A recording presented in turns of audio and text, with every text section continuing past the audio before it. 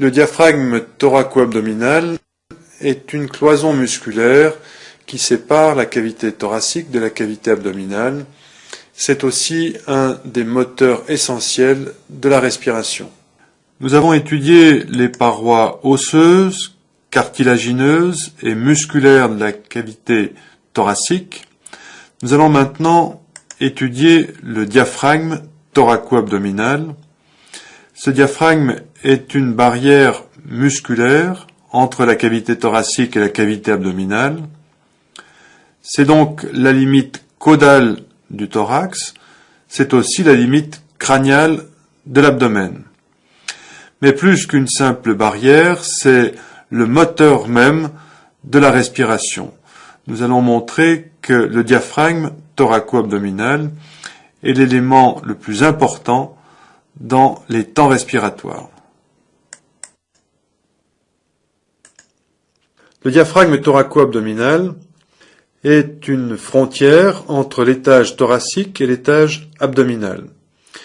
Sur ce schéma qui représente une vue de face de ces deux régions, on ferme la région thoracique par ces pointillés qui symbolisent la paroi thoracique et les espaces intercostaux. On met en place au centre du thorax cette pyramide déformée qui symbolise le cœur et les gros vaisseaux du thorax. Puis, au niveau abdominal, sous le diaphragme, on note uniquement la position de la glande hépatique. Le diaphragme thoraco-abdominal apparaît donc sur ce schéma comme cette double courbe avec deux sommets marqués par ces deux points noirs. Ce diaphragme est une cloison à la fois fibreuse et musculaire. C'est plus qu'une cloison puisque le diaphragme est aussi le muscle respiratoire principal qui va se décomposer en deux coupoles, gauche et droite, tout à fait asymétriques. On voit déjà sur ce schéma que la coupole droite, soulevée par le volume de la glande hépatique, sera sensiblement plus haute, plus crâniale que la coupole gauche. Cette cloison sera une barrière qui séparera deux étages avec des fonctions différentes, mais il faudra bien évidemment, entre l'étage thoracique et l'étage abdominal, laisser passer des voies de communication. Nous verrons donc dans ce cours que le diaphragme, bien que cloison, est également une cloison perforée pour faciliter les communications crânio-caudales. Voici donc ces deux coupoles, coupole gauche, coupole droite un peu plus haute que la gauche. Les coupoles du diaphragme vont avoir une orientation oblique vers le bas et l'avant. Ce schéma, qui est une vue latérale droite de l'ensemble du diaphragme, ne tient pas compte de la différence des coupoles gauche et droite et rassemble en une seule et même coupole tout le diaphragme. On complète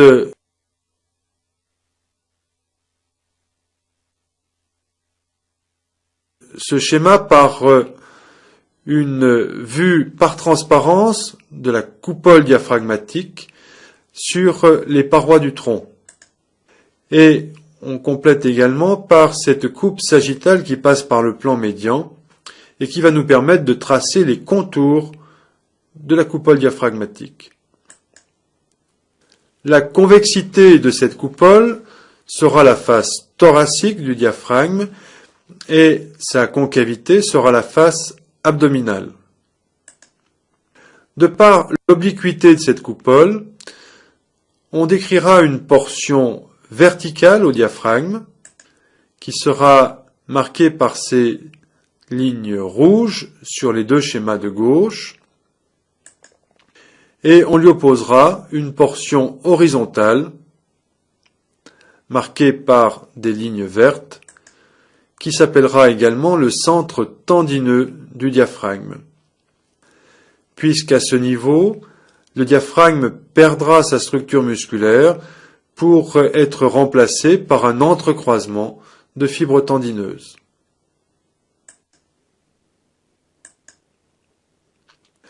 Le diaphragme est en fait un assemblage de très nombreux muscles digastriques disposés de façon radiaire. On va commencer à introduire cette notion par ce schéma très simple qui représente une coupole diaphragmatique tendue entre deux structures osseuses sectionnées. Un muscle digastrique est un muscle qui possède deux ventres musculaires avec un tendon intermédiaire.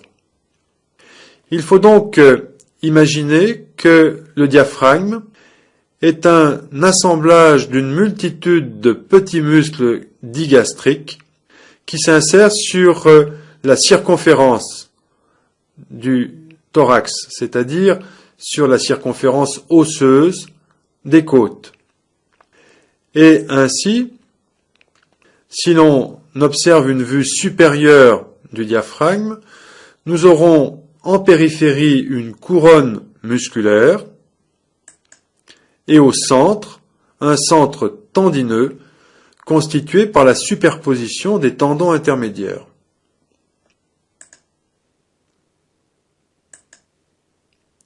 Ici, nous soulignons en vert ce centre tendineux qui correspond à la portion horizontale décrite avant dans l'étude du diaphragme.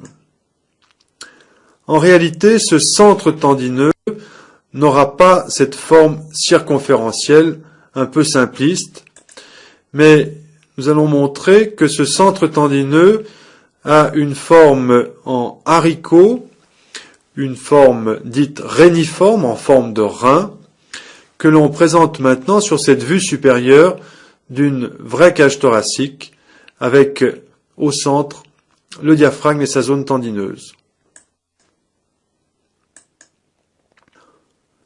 Voici donc une vue supérieure de la cage thoracique avec la cloison du diaphragme et en pointillé les contours de la zone tendineuse du diaphragme.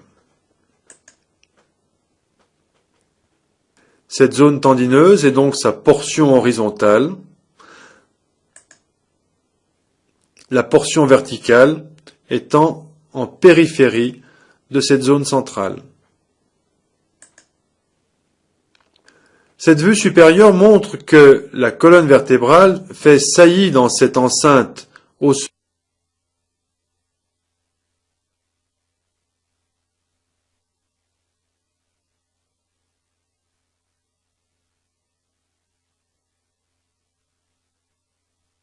du thorax et qu'elle rétrécit donc le diamètre antéro-postérieur du diaphragme. Il existe contre la structure osseuse des vertèbres un passage qui est un des orifices du diaphragme. Ce passage sera celui de l'aorte thoracique qui deviendra aorte abdominale en dessous du diaphragme. On marque maintenant le sommet de la coupole gauche et de la coupole droite. Vous voyez que les sommets des coupoles sont situés à la jonction entre zone tendineuse et zone musculaire, c'est-à-dire entre zone horizontale et zone verticale du diaphragme.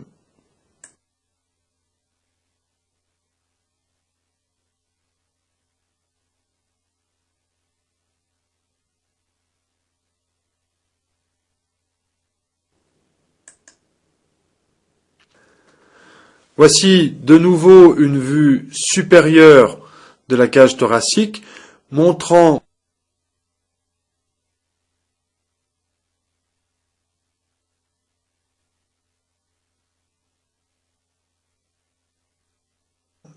maintenant les éléments qui vont former le centre tendineux et qui vont dessiner les contours des orifices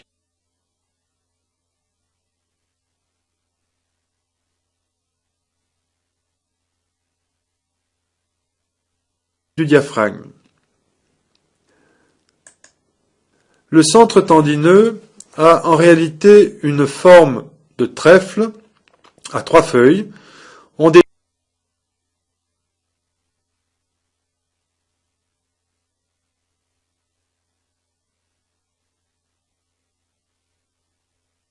décrit une foliole ventrale et 2 folioles gauche et droite.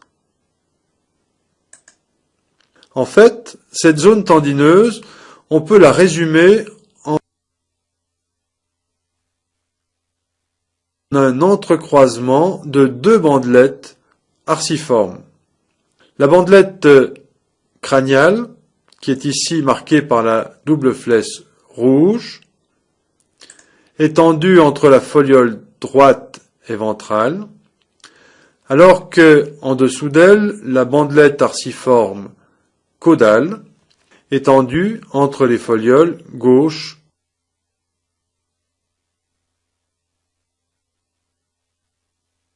et droite. Voyez que l'entrecroisement de ces 2 bandelettes laisse un espace ovalaire qui constitue un des orifices du diaphragme. Voyez qu'en arrière de ces bandelettes arciformes, il existe un autre orifice ovalaire destiné au passage de l'œsophage. On retrouve l'orifice de l'aorte contre le rachis et l'orifice ovalaire qui est situé entre les 2 bandelettes arciformes est celui de la veine cave caudale.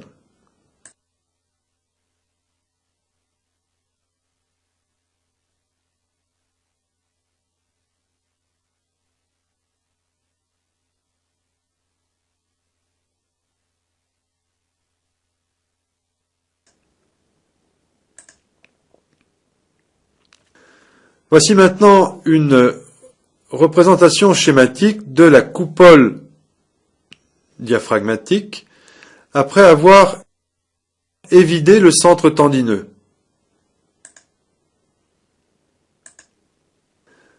Nous montrons ici que l'ensemble musculaire du diaphragme se décompose en 3 portions. Une partie sternale très courte qui est ici fléchée du côté gauche du diaphragme, une large portion laissée en blanc sur le schéma que l'on appellera la portion costale gauche et une portion très verticale appelée la portion vertébrale du diaphragme gauche. Bien évidemment, ces structures seront symétriques du côté droit. On parle de portion sternale parce qu'à ce niveau, le diaphragme va se fixer sur le sternum, portion costale car le diaphragme se fixera sur les côtes, et portion vertébrale car les insertions se feront sur le rachis. La longueur des fibres musculaires de ces 3 parties sera très variable. Les fibres sternales seront très courtes, les fibres les plus longues seront celles de la portion vertébrale.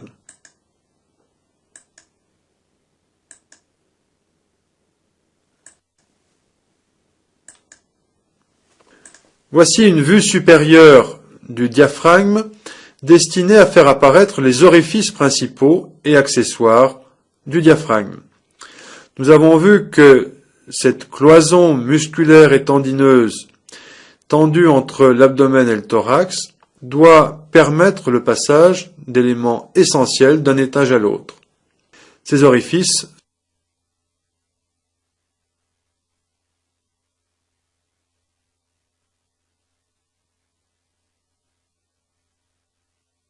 sont destinés à laisser passer ces éléments vasculaires et digestifs. Nous mettons en place sur cette vue le processus xiphoïde ventralement,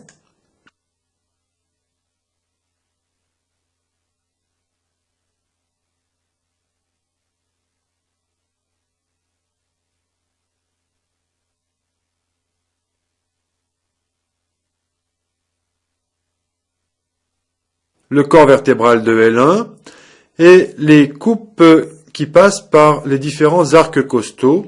Dorsalement, la coupe passe par la 12e côte, puis la côte la plus ventrale qui apparaît est la 7e côte qui est coupée ici au niveau cartilagineux. Par convention, les côtes coupées sur des sections cartilagineuses sont représentées par des petits points et les côtes hachurées sont sectionnées sur des zones osseuses.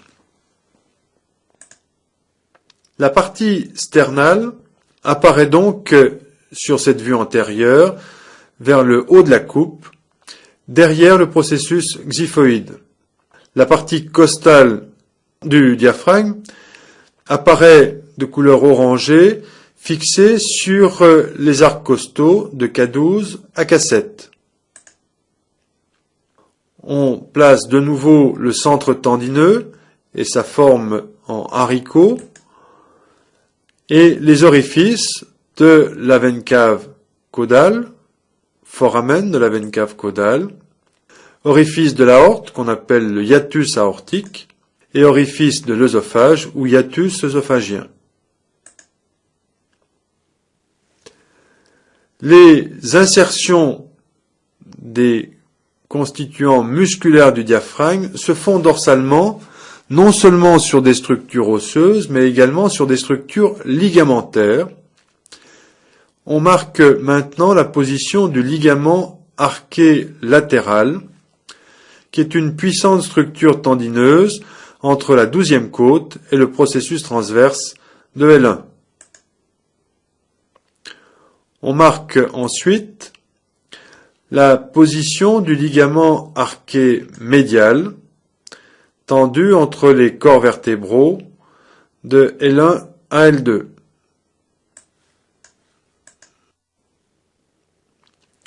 Parmi les orifices accessoires du diaphragme, nous plaçons maintenant le hiatus sternocostal, qui est un petit espace triangulaire entre la portion sternale et costale du diaphragme.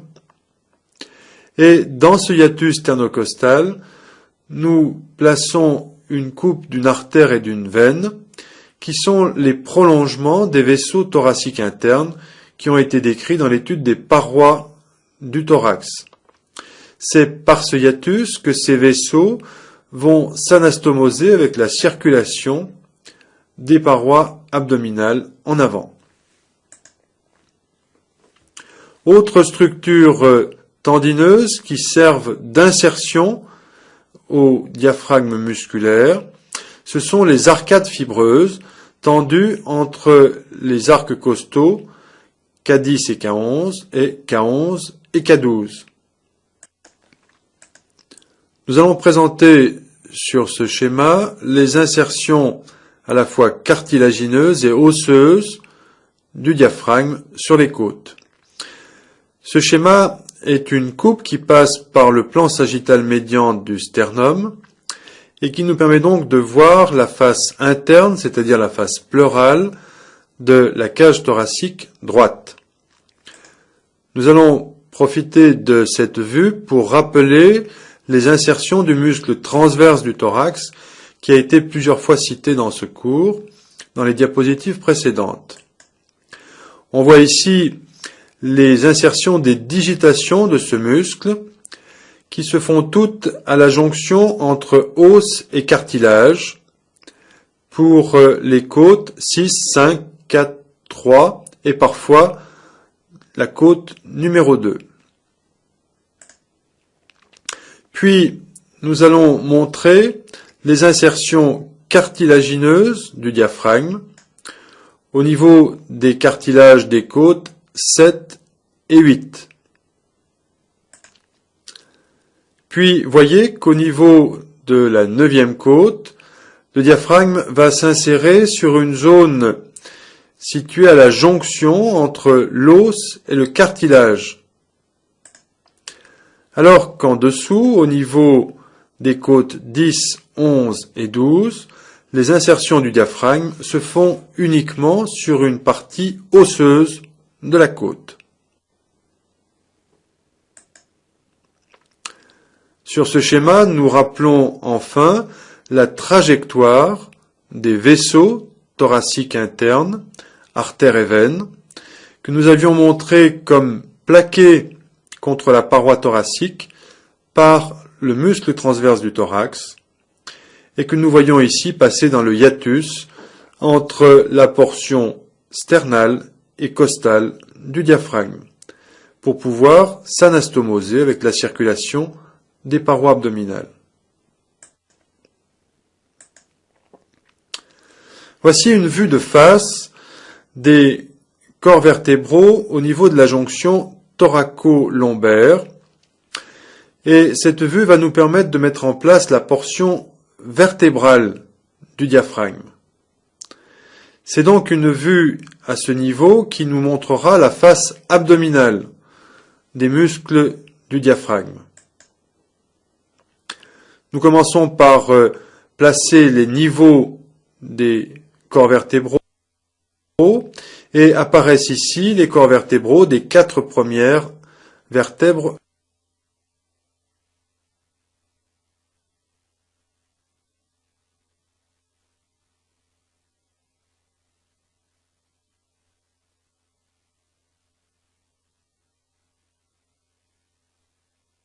lombaires. Cette portion vertébrale du diaphragme est formée par un pilier médial gauche et droit qui échangent leurs fibres tendineuses sur la ligne médiane. Cet échange tendineux forme le ligament arqué médian. Voyez que le pilier médial gauche s'insère au plus bas sur le disque L2-L3, alors que le pilier médial droit est plus long et s'insère jusque sur le disque L3-L4. Le ligament arqué médian est une sorte de clé de voûte qui passe en pont au-dessus de l'aorte. L'aorte à ce niveau de thoracique devient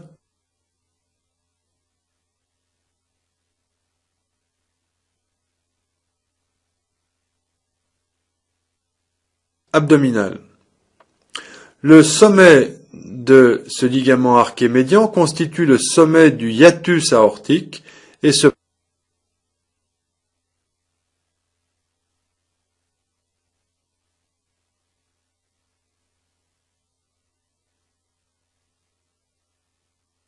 projette en regard de T12. À travers la portion musculaire de cette partie tout à fait centrale du diaphragme, il existe un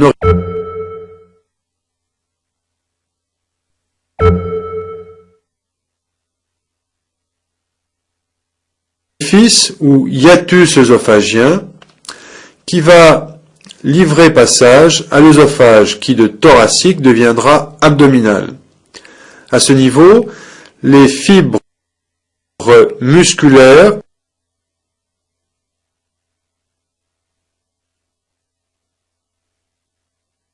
gauche et droite s'entrelacent autour du hiatus œsophagien pour le transformer en un orifice musculaire continent.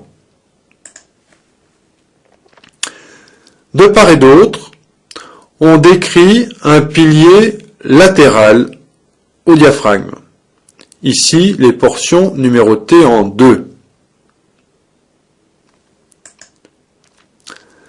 Il y a sur le schéma une asymétrie entre les côtés gauche et droite, simplement pour montrer qu'il peut y avoir parfois, comme cela est montré à gauche sur le schéma, une masse musculaire uniforme, simplement perforée par un petit orifice caudal destiné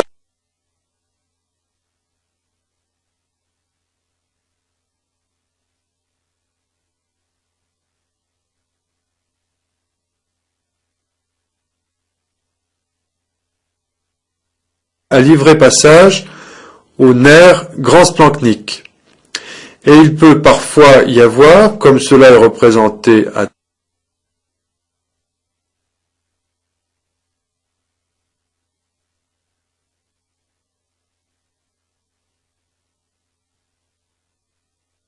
droite sur le schéma, un système de deux faisceaux musculaires, séparés donc par une profonde fente musculaire dans laquelle se glisse le nerf grand splanchnique. Les deux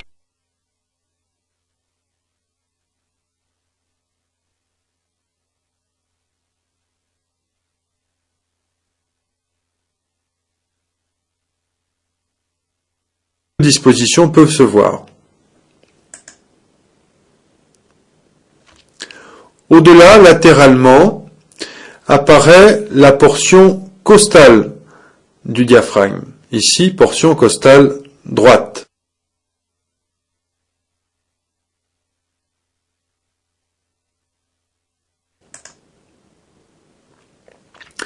La portion latérale, pilier latéral du diaphragme, se fixe sur le ligament arqué médial, qui forme un pont entre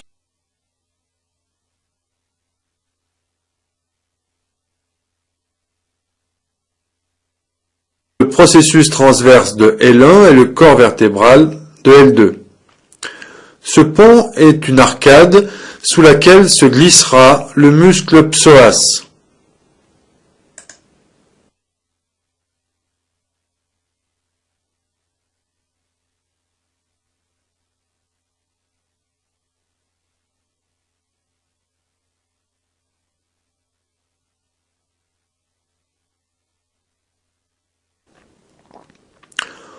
Au-delà, latéralement par rapport au pilier latéral, l'arcade suivante s'appelle l'arcade arquée latérale ou ligament arqué latéral. Cette arcade est tendue entre la 12e côte et le processus transverse de L1. Cette arcade passe en pont au-dessus de la masse musculaire du muscle carré des lombes. Encore plus latéralement, apparaît ici la portion la plus médiale de la première arcade fibreuse entre la 11e et la 12e côte. Ce schéma vous montre qu'entre le pilier latéral du diaphragme et la partie costale, il existe un espace triangulaire qui sera un point faible du diaphragme.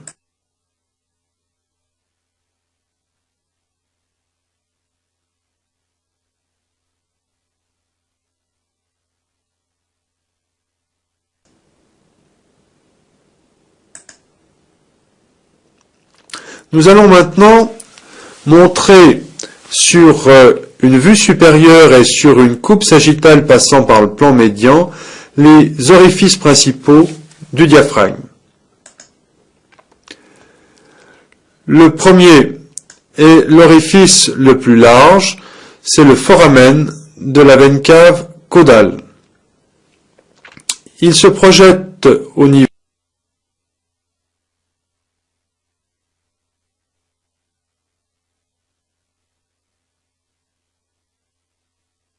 T9, il est latéralisé à droite, il est à 2 cm de la ligne médiane, il mesure 3 à 4 cm de diamètre, il est ovale transversalement, c'est un foramen dont les berges sont inextensibles. Enfin, on l'a vu dans ce cours, il est dans le centre tendineux entre les deux bandelettes arciformes. Le deuxième orifice, c'est le hiatus œsophagien. Il est situé de façon variable par rapport au rachis à cause des mouvements respiratoires du diaphragme et sa position varie de T8 à T10. Il est latéralisé à gauche de la ligne médiane. Il est plus crânial et plus ventral que l'orifice de l'aorte. Son diamètre est de 3 cm. Enfin, il va contenir non seulement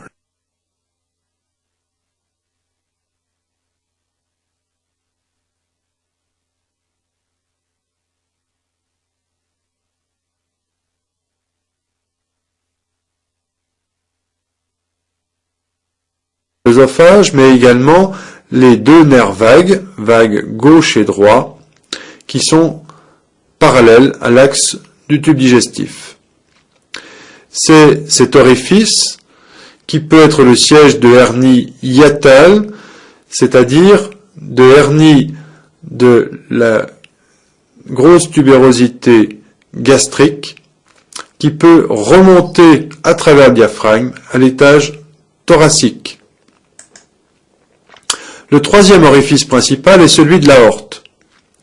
Il est situé entre les piliers du diaphragme, il est oblique, il est allongé, il s'étend des niveaux T12 à L1, il mesure 2 cm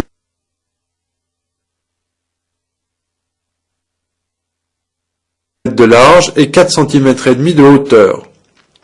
En plus de l'aorte, il laisse le passage au conduit thoracique lymphatique, qui est le collecteur lymphatique le plus important de la cavité abdominale, qui remontera dans le médiastin et donc dans la cage thoracique.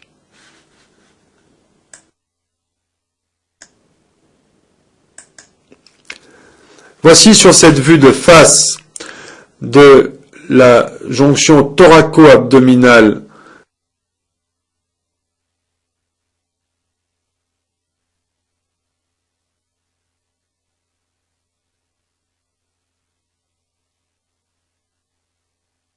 du rachis, placer les orifices accessoires du diaphragme et le contenu de ces orifices. Tout d'abord, à travers le pilier latéral du diaphragme, apparaît ici le nerf grand splanchnique.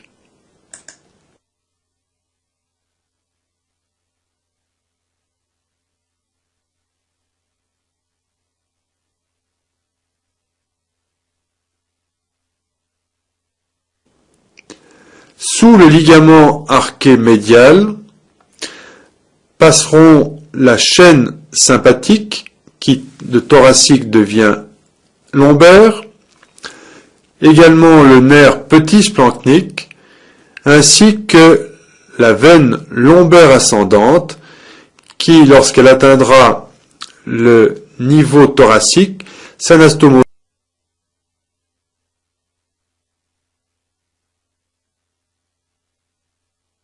avec les veines azygos.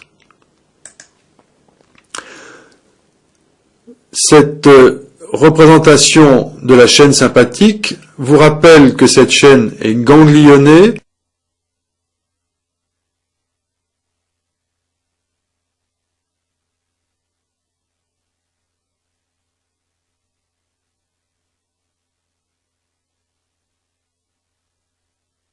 et qu'à chaque niveau du rachis, au niveau thoracique et lombaire, nous retrouverons sur cette chaîne une formation ganglionnée.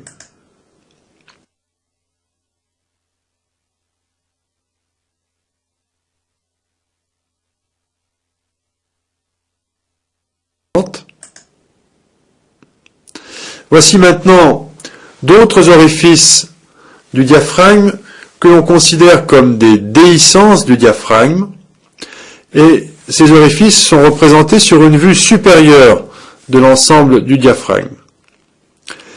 Parmi ces déhiscences du diaphragme,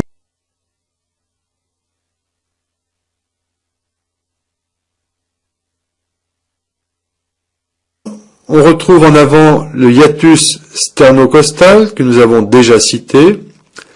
Entre les portions sternales et costales du diaphragme, à travers ce petit espace triangulaire, passent les vaisseaux thoraciques internes. Nous avons cité également cet espace triangulaire entre les portions costales et rachidiennes du diaphragme, qui constitue un espace triangulaire également, qu'on appelle le trigone costo-lombaire. Il n'y a pas de passage vasculaire ou viscéral à travers ce trigone.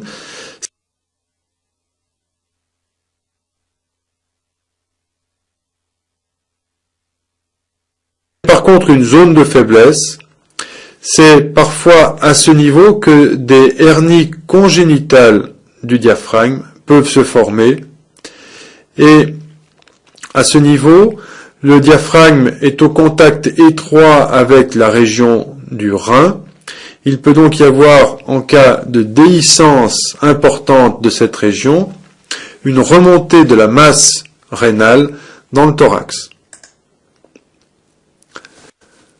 Parmi les déhiscences du diaphragme, il existe enfin entre les côtés gauche et droit de la portion sternale un petit espace impair et médian que l'on appelle le hiatus rétroxyphoïdien, qui peut lui aussi être le siège de faiblesse musculaire et de hernie entre l'étage abdominal et thoracique.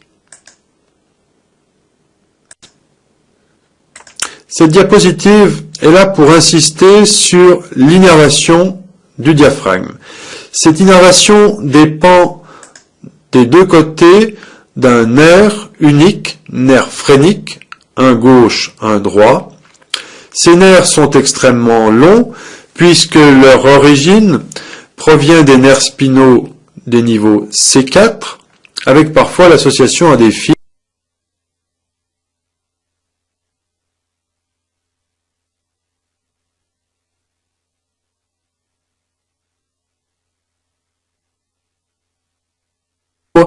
provenant des niveaux C3 à C5. Ce schéma montre donc que ces nerfs ont un très long trajet à parcourir avant d'atteindre leur cible, c'est-à-dire le diaphragme, long trajet cervical et médiastinal. Sur ce trajet, il est facile de comprendre que ces nerfs peuvent être traumatisés par des contusions, parfois iatrogènes, par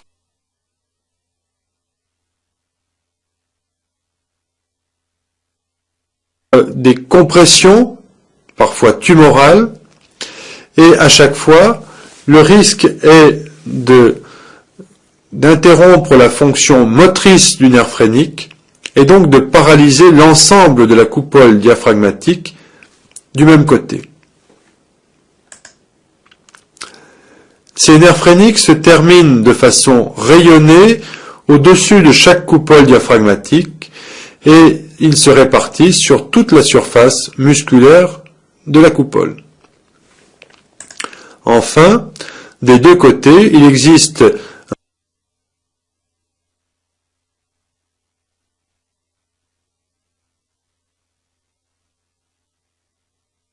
un petit rameau abdominal qui va traverser le diaphragme pour participer à l'innervation de la région surrénalienne.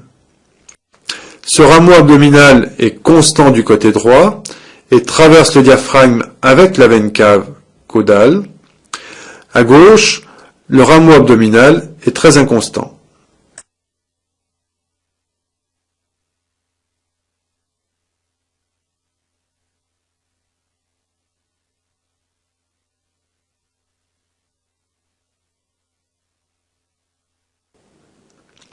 Voici maintenant les acteurs musculaires de la respiration.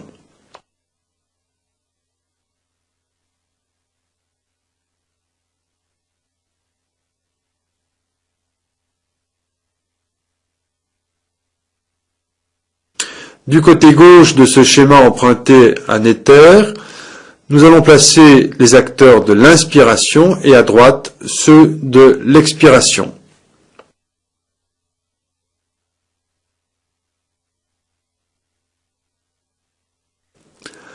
Le muscle inspiratoire principal est encore une fois le diaphragme thoraco-abdominal. À cet effet s'ajoute l'action des muscles intercostaux externes qui soulèvent les côtes et élargissent les espaces intercostaux. Puis il y aura des muscles dits accessoires de l'inspiration qui sont des muscles de la paroi abdominale et des muscles de la région cervicale que nous étudierons avec ces différentes parties du cours.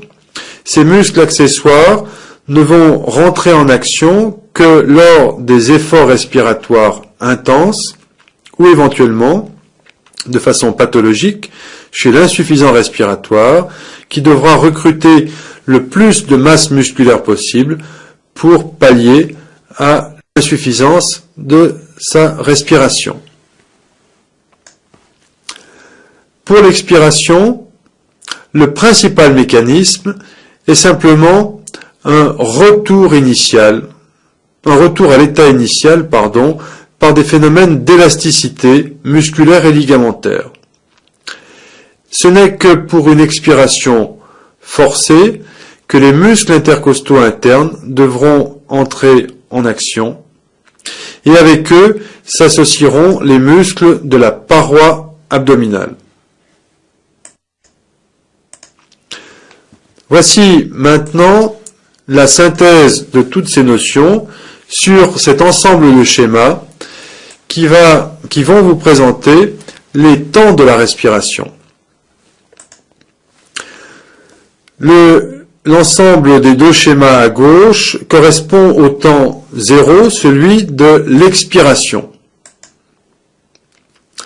On marque par cette ligne pointillée rouge la position de référence de la base du thorax pour pouvoir montrer l'évolution de la position du diaphragme. Le diaphragme est lui symbolisé par ces traits pointillés noirs. Au premier temps de l'inspiration, il n'y a pas de déplacement du thorax. Seul le diaphragme va raccourcir ses fibres musculaires et donc cette coupole sera moins concave, donc la coupole diaphragmatique sera plus horizontale. Il va donc s'abaisser. C'est ce que montre ce temps dit temps numéro 1 au milieu du schéma. Cet abaissement est de 1 à 2 espaces intercostaux. Vous voyez que lors de l'abaissement de la coupole diaphragmatique, la pression abdominale va monter, ce qui automatiquement va pousser vers l'avant la paroi abdominale antérieure. Au temps suivant de l'inspiration, on assiste à une ascension et une avancée du thorax par horizontalisation des côtes qui, indirectement, propulse vers le haut et l'avant le sternum.